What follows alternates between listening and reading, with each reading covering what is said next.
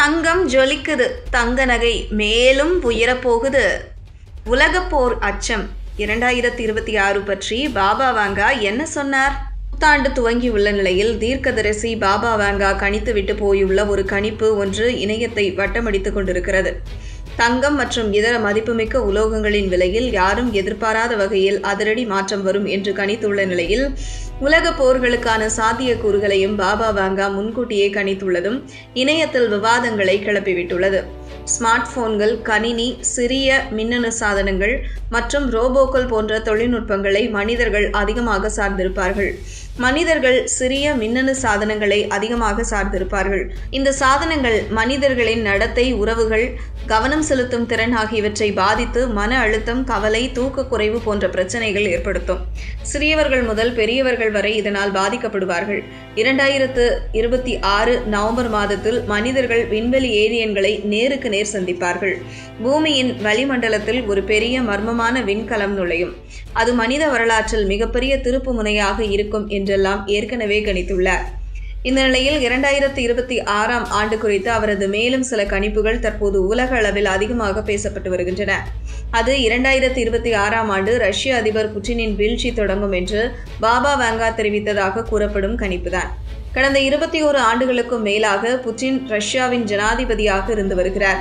இந்த நீண்டகால அரசியல் பயணத்தில் பல நாடுகளில் ஆட்சி மாற்றங்கள், ஆட்சி கவிழ்ப்புகள், அரசியல் படுகொலைகள் உள்ளிட்ட பல்வேறு மாற்றங்கள் நிகழ்ந்துள்ளன. ஆனால் ரஷ்யாவில் மட்டும் இதுவரை அதிபர் மாற்றம் ஏற்படவில்லை. ஆனால் 2026 ஆண்டில் ரஷ்யாவில் புதிய தலைவர் ஒருவரின் எழுச்சி இருக்கும் என பாபா வாங்கா கணித்துள்ளதாக தகவல்கள் தெரிவிக்கின்றன.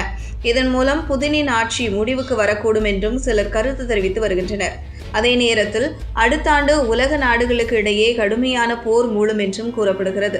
தைவானை சீனா கைப்பற்றும் சாத்தியம் இருப்பதாகவும், ரஷ்யா மற்றும் அமெரிக்கா இடையேயான மோதல் புதிய உச்சத்தை எட்டும் என்றும், இதன் விளைவாக உலகளாவிய போர் உருவாகலாம் என்றும், அது 3ஆம் உலகப் போராக இருக்கலாம் என்றும் சிலர் கூறுகின்றனர். அதேபோல இயற்கை சீற்றங்களால் பூமியின் 8% பகுதி கடுமையாக பாதிக்கப்படுமாம்.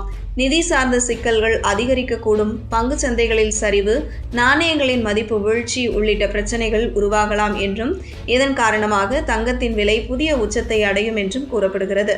மொத்தத்தில் 2026 ஆண்டை குறித்து பாபா வாங்காவின் கணிப்புகளில் பெரும்பான்மையானவை எதிர்மறையாகவே உள்ளன. ஆனாலும் இவை அனைத்தும் நிச்சயமாக நிகழும் என்பதற்கு எந்த உத்தரவாதமும் இல்லை.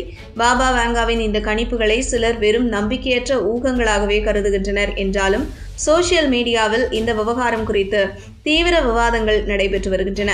அரசியல் ஆய்வாளர்கள், பொருளாதார நிபுணர்கள் மற்றும் அறிவியல் வல்லுநர்கள் அனைவரும் இவ்வாறான கணிப்புகளை ஆதாரங்களுடன் மட்டுமே அணுக வேண்டும் என்றும் வலியுறுத்துகின்றனர்.